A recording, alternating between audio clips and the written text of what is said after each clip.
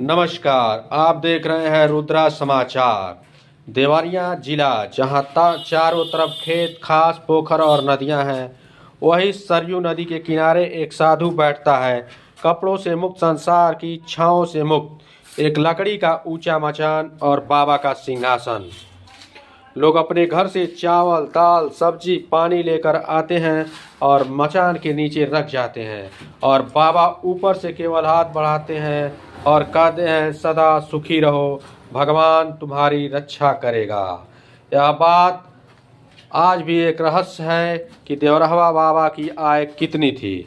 कुछ ग्रंथों के अनुसार ये 18वीं शताब्दी में भी दिखाई दिए थे, और कई लोगों का दावा है कि बाबा 250 से 300 साल के थे।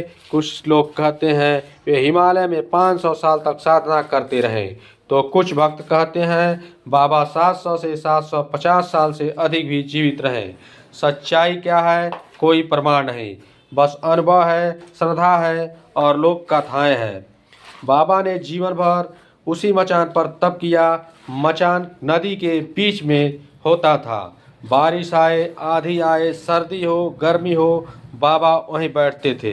लोग कहते हैं कि उस मचान के चारों ओर दिव्य ऊर्जा रहती थी। कई भक्तों ने दावा किया कि मचान के पास पहुंचते ही भीतर एक अजीब सी शांति आ जाती है। किसी ने कहा जैसे भगवान के पास जा रहा हूं, ऐसा अनुभव आता है। बाबा योग के महान सिद्ध योगी माने जाते थे। कहते हैं कि वे प्राणायाम की उच्चतम अवस्थाओं में निपुण थे। पानी पर लंबे समय तक ध्यान लगाते थे। कई दिन बिना भोजन केवल ध्यान में रहते थे। शरीर को नियंत्रित करने की सिद्धि रखते थे। कुछ भक्त कहते हैं वे आंखें बंद करते और कई घंटे तक शरीर स्थिर रहता था, जैसे कोई मूर्ति हो। और ध्यान का ये असर था कि उन्हें जानवर भी पहचानते थे। नदी के मगरमच्छ, मछलियाँ, कछुए कभी बाबा के पास आकर नुकसान नहीं पहुँचाते थे। देवरहवा बाबा केवल आम लोगों में नहीं, बल्कि देश के बड़े बड़े नेताओं के लिए भी दिव्य शक्ति थे। इंदिरा गांधी, अटल बिहारी वाजपेयी, राजीव गांधी और न जाने कितने बड़े बड़े नेता बाबा के दरबार में आते थे। इंदिरा गांधी चुनाव से पहले बाबा से आशीर्वाद लेने आती थी। कहते हैं कि बाबा ने ही उन्हें कहा था, बहू रानी तुम्हारी राह कठिन है लेकिन विजय मिलेगी। अटल जी भी उनके भक्त थे। मुलायम सिंह यादव भी हर चुनाव से पहले नतमस्तक होते थे। राजनेता कहते थे बाबा के आशीर्वाद से किस्मत पलट जाती है।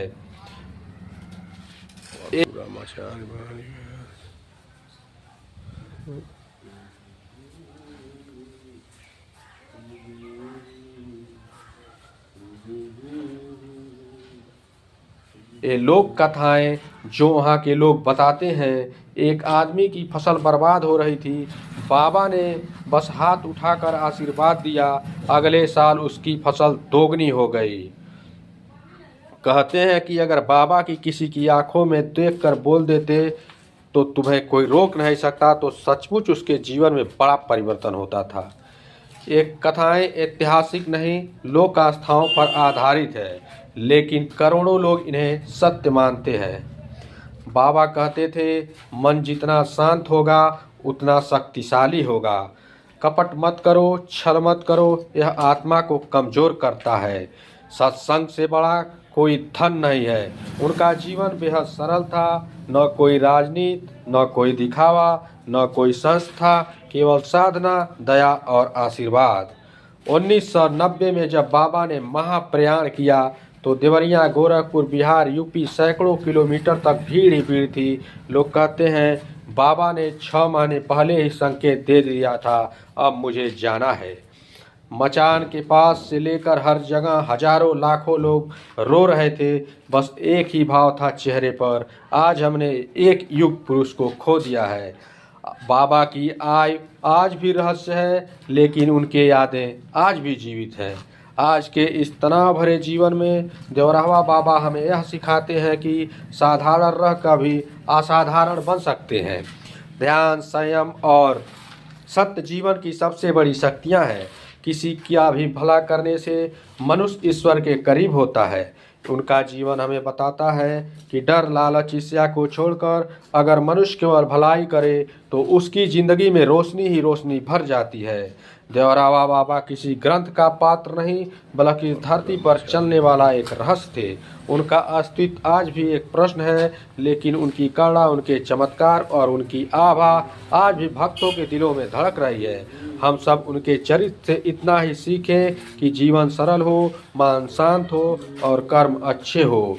नमस्कार, आप देख रहे थे रुद्रा समाचार। धन्यवाद।